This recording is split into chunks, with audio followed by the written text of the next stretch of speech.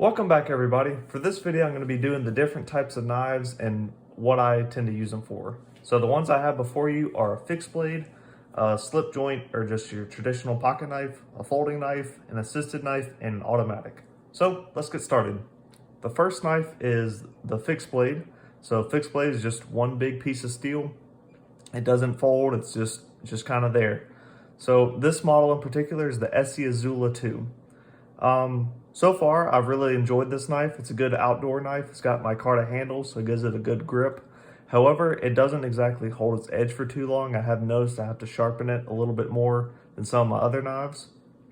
But overall, it hasn't choked up on me too much. And like I mentioned in my last video, it could be a good self-defense knife. So yeah, this is the one that I use. Just it works for me.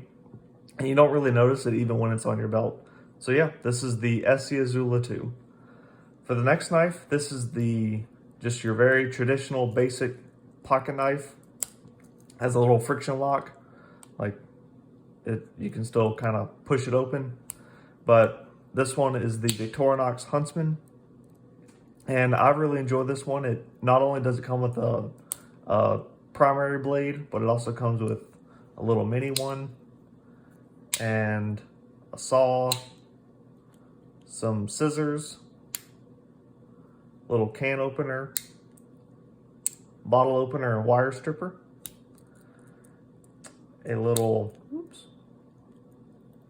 there we go, little sewing fishing tool, a multi-purpose hook, corkscrew, and like most Victorinox models have, a pair of tweezers and a toothpick. If you're just trying to get into knives, I would highly recommend getting this one. I think I paid like $35 for it, which isn't bad for all the stuff it has on it. And it's actually made in Switzerland too. But yeah, like I haven't had any issues with it. I've really liked using it. I used it for about a week, and I was actually trying to find uses for some of the tools on here, which is pretty fun. But yeah, this is the Victorinox Huntsman.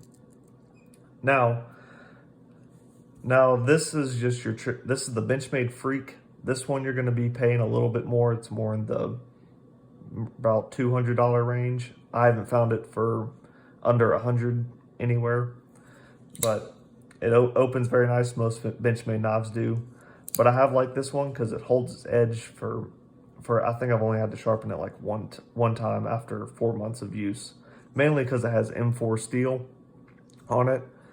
But yeah, I haven't had any issues with it. It's got really nice opening and closing with Benchmade's Axis lock and G10 handles, which give it actually a really good comfy. This is probably the most comfortable knife that I have, despite how big it is.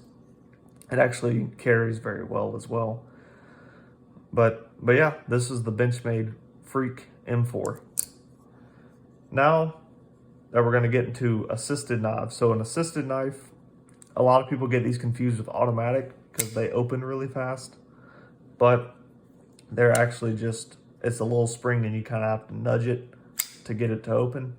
This model is the Benchmade Blur with the glass breaker, and with the blurs they have little angles on the thumb studs which make it very easy to push it open compared to some other assisted knives with thumb studs. But this one I just tend to carry in my car. I have carried it before and didn't really have any issues. I will say the little stippled material for the grip does kind of rub against your pants when you're trying to carry it. But if you just want to throw it in your backpack or like me in your car, it makes for a really good knife for assisted opening if you need to open it really fast. So this is the Benchmade or the Kershaw Blur. Now for the automatics, an automatic has a little button. This model is the Hogue Micro Switch with the California Legal blade. It's got the little bear on it. In my opinion, this is just the perfect size for an EDC knife. It also has a little bottle opener if you're at a party and there's no bottle opener around. You need to open a drink. It's got that on there. It locks. which is nice, and just a very, very snappy blade. So this is the overview of all the different types of knife types. I hope y'all found this video informative, and until next time, this is Stove of All Trades.